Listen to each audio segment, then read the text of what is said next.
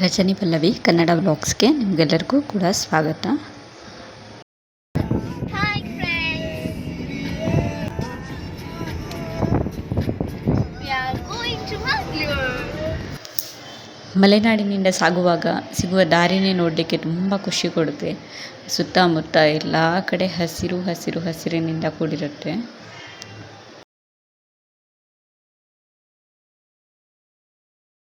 Heading to Mangalore. Happy. ಮೊದಲೆಲ್ಲ ಯುದ್ಧ ಮುಗಿಸಿ ರಾಜರುಗಳು ವಿಶ್ರಾಂತಿ ಪಡೀಲಿಕ್ಕೆ ಕೆಲವೊಂದು ಪ್ಲೇಸಸ್ಗೆಲ್ಲ ಹೋಗ್ತಾಯಿದ್ರು. ಅದೇ ರೀತಿ ಮಕ್ಕಳಿಗೆ ಪರೀಕ್ಷೆ ಅನ್ನೋ ಯುದ್ಧ ಮುಗಿಸಿ ರಜೆ ಕೊಟ್ಟ ತಕ್ಷಣ ಎಲ್ಲಿಗಾದರೂ ಹೋಗಲೇಬೇಕು ಅನ್ನೋ ಬಯಕೆ ತುಂಬ ಇರುತ್ತೆ. ಅದಕ್ಕೆ ನಾವು ಊರಿಗೆ ಹೋಗ್ತಾ ಇದ್ದೀವಿ. ಈ ಸಲ ರಜೆ ಮಳೆಗಾಲದಲ್ಲಿ ರಜೆ ಜಾಸ್ತಿ ಕೊಟ್ಟಿದ್ದ ಕಾರಣ ಈಗ ರಜೆ ಸಿಕ್ಕಿದ್ದು ಕಡಿಮೆ. ಸಿಗೋ 4 ದಿನ ತುಂಬ ಚೆನ್ನಾಗಿ ಉಪಯೋಗ ಮಾಡಿಕೊಳ್ಳೇಬೇಕು ಅಂತ ಹೇಳ್ಬಿಟ್ಟು ಮಕ್ಕಳು ಖುಷಿಯಿಂದ ಹೊರಟು ನಿಂತಿದ್ದಾರೆ. ವಿಡಿಯೋ ನೋಡ್ತಾ ಇರಬೇಕಾದ್ರೆ ಪ್ಲೀಸ್ ಲೈಕ್ ಮಾಡಿ ಮತ್ತು ಸಬ್ಸ್ಕ್ರೈಬ್ ಮಾಡಿಕೊಂಡು ನೋಡಿ. ನಿಮ್ಮ ಪ್ರೀತಿ ಪಾತ್ರರಿಗೆ ವಿಡಿಯೋನ ಶೇರ್ ಮಾಡಿ. ಘಾಟಿಲಿ ಹೋಗಬೇಕಾದ್ರೆ ಹೊಟ್ಟೆ ಹಸಿಲಿಕ್ಕೆ ಶುರುವಾಯಿತು. ಮನೆಯಲ್ಲಿ ಮಕ್ಕಳಿಗೆ ಹೊಟ್ಟೆ ಹಸಿವಾಗುತ್ತೋ ಇಲ್ಲೋ, ಹೋಗುವಾಗ ದಾರಿ ಮಧ್ಯೆ ತುಂಬ ಹಸಿವಾಗುತ್ತೆ.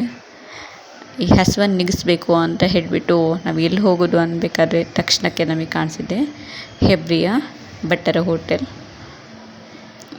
ತಿಂಡಿ ಎಲ್ಲ ತುಂಬ ಚೆನ್ನಾಗಿತ್ತು, ತುಂಬ ರಶ್ ಇತ್ತು ಹೋಟೆಲ್.